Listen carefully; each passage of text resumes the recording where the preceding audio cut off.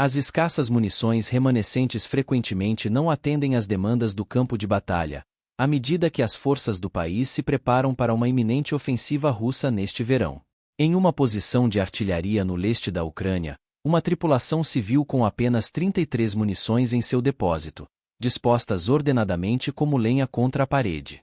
Quando veio a ordem de abrir fogo, em 20 minutos, a fumaça envolveu um obus, e 17 projéteis foram lançados, mais da metade da munição da tripulação. Esta rápida exaustão ilustra a diminuição no fornecimento de munições de artilharia na Ucrânia, mesmo diante da persistência dos ataques russos. O desfecho das batalhas é decidido pela artilharia, afirmou o capitão Władysław Slominski, comandante da artilharia nessa frente. Aquele que tem mais munição vence. Atualmente, a vantagem recai sobre a Rússia, enquanto os soldados ucranianos enfrentam a busca por algumas das últimas munições para certos tipos de armas, após meses de atrasos no Congresso dos Estados Unidos em relação a uma nova rodada de assistência militar e financeira. Há indícios de que o impasse possa estar se desfazendo, com o presidente da Câmara, Mike Johnson, apresentando esta semana as potenciais condições para levar a medida à votação, esperando-se que seja aprovada, apesar da oposição de muitos republicanos conservadores. Essa escassez ocorre em um momento em que a Ucrânia está na defensiva ao longo de uma linha de frente de 600 milhas no leste do país, construindo fortificações adicionais, como bunkers, trincheiras e campos minados. A munição de artilharia é vital para manter a linha até que as fortificações defensivas estejam concluídas e uma ofensiva russa esperada comece neste verão. Durante a guerra, a Rússia teve uma vantagem em artilharia, mas essa vantagem diminuiu no ano passado. As estimativas variam, mas analistas e autoridades ucranianas afirmam que a Rússia agora dispara pelo menos 5 vezes mais tiros de artilharia do que a Ucrânia. Não se pode esperar que as pessoas lutem sem munição, enfatizou Johan Norberg, analista militar da Agência Sueca de Investigação de Defesa, em entrevista por telefone. Este é um ponto crucial. Até recentemente, os Estados Unidos eram o maior fornecedor individual de munições para a Ucrânia, até que uma última rodada de assistência militar ficou paralisada no Congresso. O deputado Mike Turner, de Ohio, presidente do Comitê de Inteligência da Câmara, disse à CBS News no fim de semana passado que autoridades militares e de inteligência dos Estados Unidos deixaram claro que a Ucrânia não poderia resistir por muito mais tempo. Estamos em um momento crítico no terreno, o que começa a impactar não apenas o moral dos ucranianos em combate, mas também sua capacidade de lutar, observou Turner. Na linha de frente na Ucrânia, a escassez de munição é conhecida como fome de granadas, distorcendo táticas e o uso de armas. Não é apenas a falta geral de munições que é prejudicial, mas também o desequilíbrio nos tipos disponíveis. Por exemplo, há um ano, a Ucrânia pressionou os Estados Unidos por munições de fragmentação, que muitas vezes são criticadas por espalhar bombas não detonadas, representando uma ameaça para civis. Como resultado, agora há uma relativa abundância de munições cluster eficazes contra a infantaria, mas poucas bombas altamente explosivas que poderiam ser mais eficazes contra os tanques russos e outros veículos blindados, relataram analistas militares e soldados ucranianos.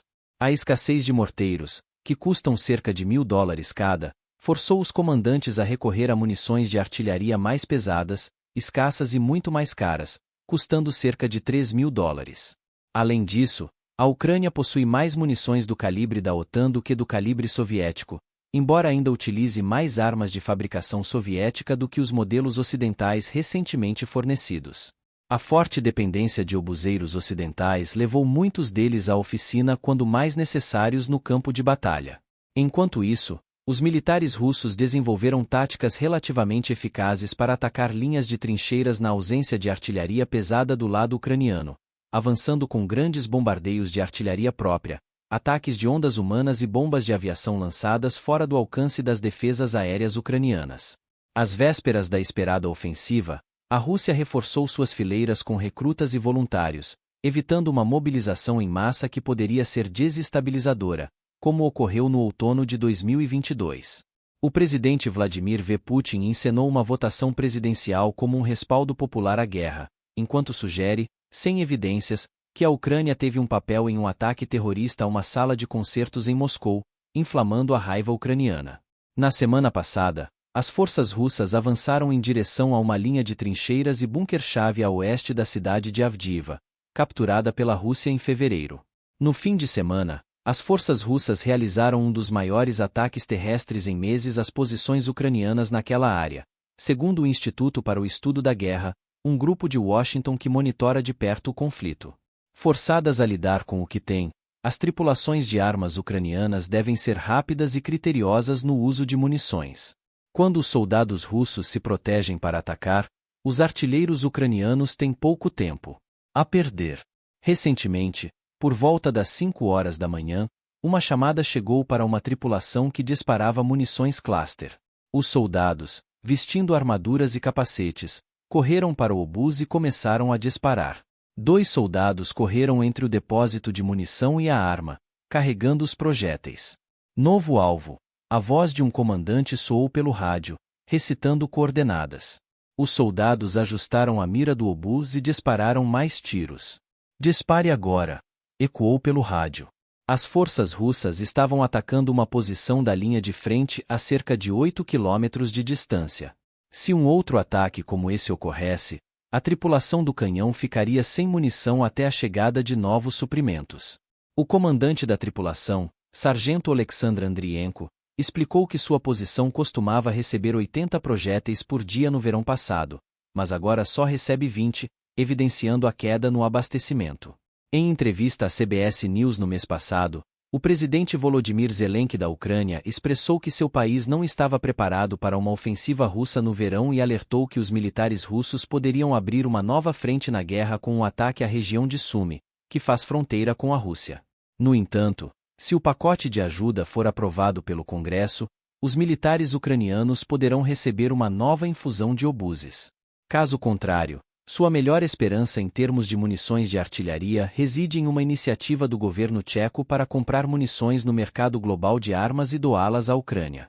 Os países europeus têm pouco a oferecer de suas reservas já esgotadas. Cerca de 20 países estão contribuindo para um fundo comum para essas compras, disse o presidente tcheco, Petróleo Pavel, acrescentando que seu governo encontrou 500.000 de munições de 155 mm e 300 mil munições de 122 mm disponíveis para compra fora da Europa.